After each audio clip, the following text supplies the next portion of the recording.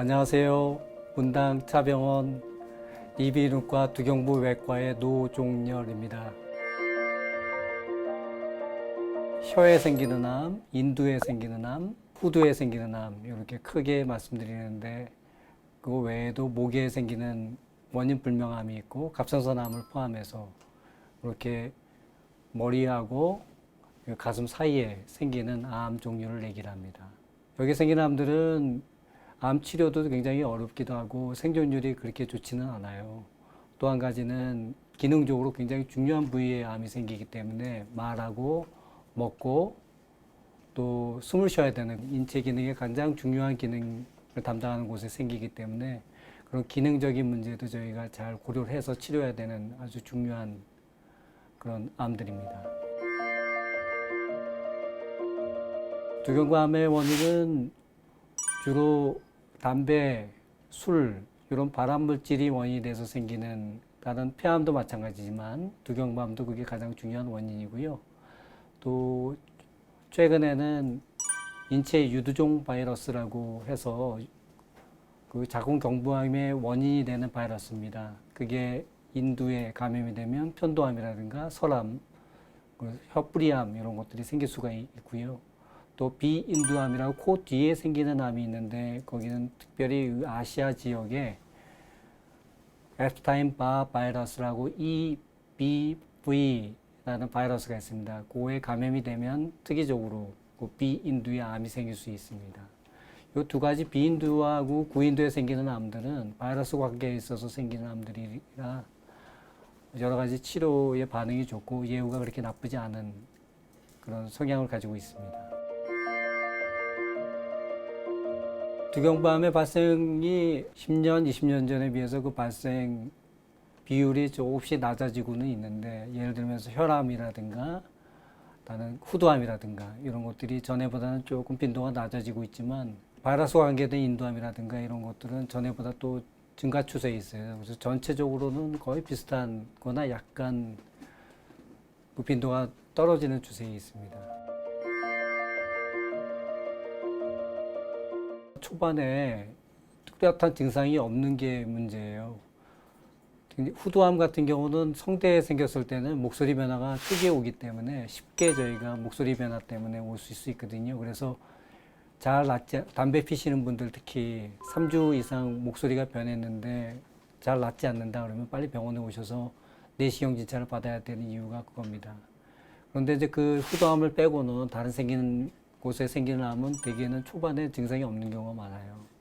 근데 보이는 곳에 생기는 암인 경우에는 혀에 생긴다든가 이럴 때는 거울을 보면서 좀 조기 진단할 수 있는데 인두나 비인두라든가 목에 생기는 암은 덩어리가 만져지거나 또는 식사하실 때 이물감이 있다든가 또 먹기가 삼킴이 곤란하다든가 여러 가지 증상이 생겨서 좀 늦게 발견되는 경우가 많습니다. 그래서 초반에 여러 증상이 애매모호하게 생길 수도 있기 때문에 어떤 변화에 이상이 있다 그러면 병원에 오셔서 전문의 진찰을 꼭 받으시는 게 중요하겠습니다. 암이 의심되면 외래에 찾아오셔서 전문의 진찰을 받으신 다음에 보통은 제일 먼저 하는 게 내시경 진찰입니다. 그래서 입안, 그리고 인두, 후두 이런 데를 저희가 훑어서 쭉 보는 내시경 검사가 있거든요. 거기면 대개는 그런 내시경 검사로 암이 보통에는 그 점막 표면에 생기기 때문에 내시경 진찰로 웬만하게 다 보입니다. 그래서 내시경에서 이상하게 보이는 어떤 종괴가 또는 점막에 어떤 병변이 의심이 된다 그러면 조직 검사가 필요한데 그래서 조직 검사를 통해 가지고 그 조직을 조금 뜯어낸 다음에 그 안에 암세포가 있는지 없는지 보고 암이 확정이 되면 저희가 CT, MRI 그리고 전신 PET 촬영 등을 통해 가지고 암이 얼마나 진행이 되었고 또 어디까지 퍼져 있는지 병이 얼마나 심한지 그런 거에 대한 병기라 그러죠. 1기, 2기, 3기, 4기 그 중에 어디에 해당이 되는지 그런 것들을 보게 되고 또 두경부에 암이 있으신 분들이 2차, 3차 뭐 폐라든가 식도라든가 위라든가 인체의 다른 부위에 또 다른 암이 생기시는 경우가 있어요. 그래서 그런 2차, 3차 암을 같이 또 확인해야 되는 그런 검사를 하게 됩니다. 두경밤의 치료의 원칙은 암을 완전히 없애는 게 가장 중요한데요. 치료할 수 있는 기수 안에 있는 경우에는 저희가 대표적인 치료 방법은 수술입니다. 수술로 완전 절제가 가능하다면 수술로 깔끔하게 다 제거하는 게 가장 중요한 치료가 되겠고요. 또 아까 말씀드렸던 바이러스 관계된 인두암이라든가 구인두암, 비인두암 같은 경우는 항암 치료, 방사선 치료의 반응이 굉장히 좋아서 방사선 치료를 위주로 한 항암 방사선 동시요법 치료를 해서 완치가 되는 경우도 있습니다. 이 경우에는 수술을 필요 없이 항암 치료, 방사선 치료 동시 치료로 완치가 되는 경우도 있기 때문에 그 대표적으로 수술과 방사선 치료, 항암 치료 같이 하는 그런 치료가 두 가지 큰 치료가 있겠습니다. 물론 초기암이 아니고 좀 진행이 된 암에서는 그 수술한 다음에서 그 암 재발을 막기 위해서 항암 방사선 치료를 더 해야 되는 경우가 또 있습니다. 그래서 전체적인 치료는 이렇게 요약이 될 수 있고, 또 항암 방사선 치료에 대해서는 최근에 또 그 방사선 치료 기술이라든가 항암 치료 약제들이 새로 계속 개발되는 것들이 있어서 그런 그 효능을 높여주는 그런 치료들을 계속 개발하고 있는 상태입니다. 물론 수술도 수술 기법이 옛날보다는 더 좋아졌고, 또 기능, 아까 말씀드렸던 여러 가지 복잡한 두경부의 기능들을 다 살리면서 암을 완치하는 그런 여러 가지 치료들이 지금도 계속 개발되고 있고 또 진보되고 있다, 이렇게 이해하시면 되겠습니다.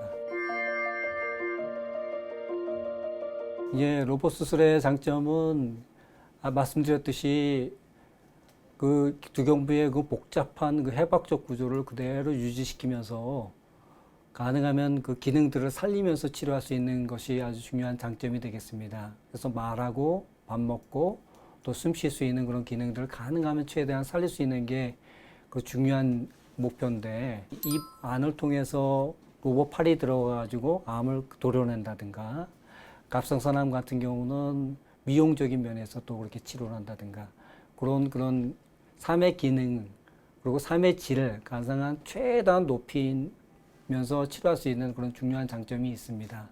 최근에는 그 임파선 절제술조차도 저희가 귀 뒤라든가 입안을 통해서 저희가 절제할 수 있는 경우도 있어서 미용적인 면에서도 굉장히 중요한 큰 장점이 있다고 볼 수 있습니다. 물론 그렇게 하면서도 암을 완치하는 그런 성공률, 또 네 암을 치료하고 나서 내가 5년 뒤에 살 수 있냐, 뭐 10년 뒤에 살 수 있냐, 그런 생존율을 따지는데요. 그런 거에 대해 아무 손상이 없이 그대로 유지시키면서 그 기능들을 살릴 수 있는 장점이 있기 때문에 최근에 더욱 곽광을 받고 있는 것 같습니다.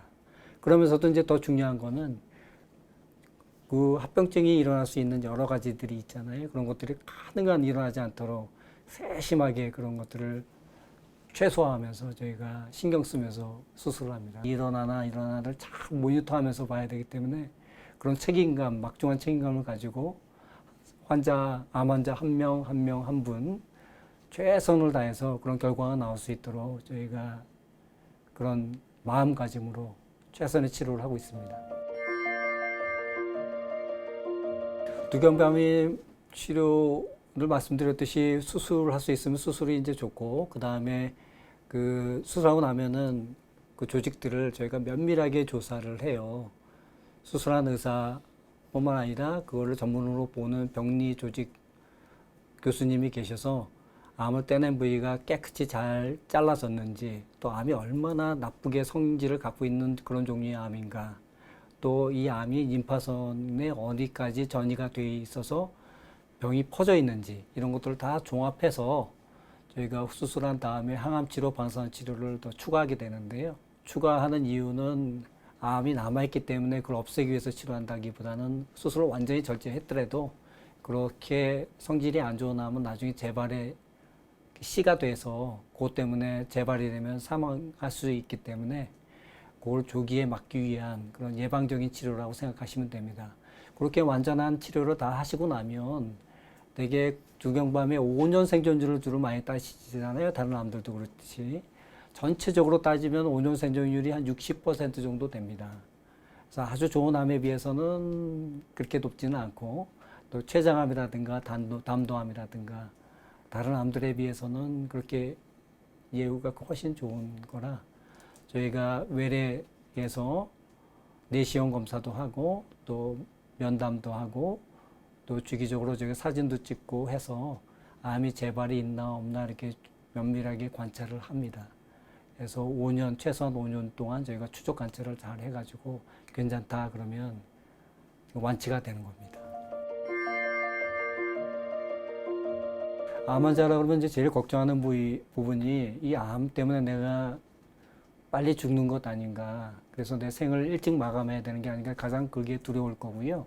최근에는 암 환자의 완치하는 것뿐만 아니라 삶의 질도 중요하기 때문에 그런 기능적인 면을 살려가면서 삶의 질도 높이는 것뿐만 아니라 정신적인 문제, 또 여러 가지 서포트 이런 것도 다 그리고 암의 영양 상태도 중요하거든요. 그래서 여러 가지를 다 다학제적으로 또 고려해서 다 치료하는 그런 통합적인 치료를 하게 됩니다.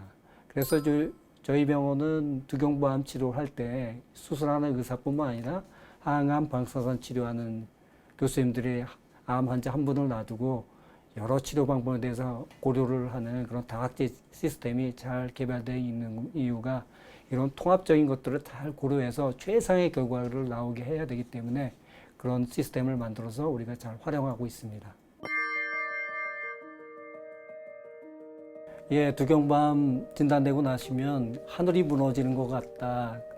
그리고 환자 본인뿐만 아니라 가족들도 오셔서 눈물을 흘리면서 이제 끝난 거 아니냐고 얘기하시는 분들이 많으세요. 근데 그렇지 않습니다. 저희가 검사를 해서 암이 진단이 돼서 두경부암이라고 진단이 됐더라도 그 치료를 잘하면 완치가 될 수가 있고 말씀드렸듯이 기능도 다 거의 100% 가까이 살릴 수가 있기 때문에 적극적으로 치료를 잘 받으시고 또 로봇을 이용한 치료가 도움이 많이 되는 경우가 있기 때문에 적극적으로 치료를 잘 받으셔가지고 또 그렇게 하시면은 좋은 결과가 있을 거라고 생각합니다. 수술하는 저희 의사도 그런 마음가짐을 가지고 최선을 다해서 치료해 드릴 거고요.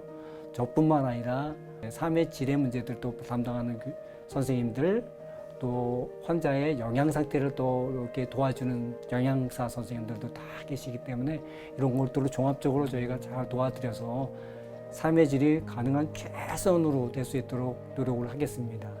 그러니까 절대 실망하지 마시고 적극적으로 치료를 받으시고 일부에서는 제가 말씀드렸듯이 로봇을 이용한 치료를 하면은 많은 장점이 있기 때문에 그런 것들을 이용해서 치료하시면 도움이 될 것이라 생각합니다.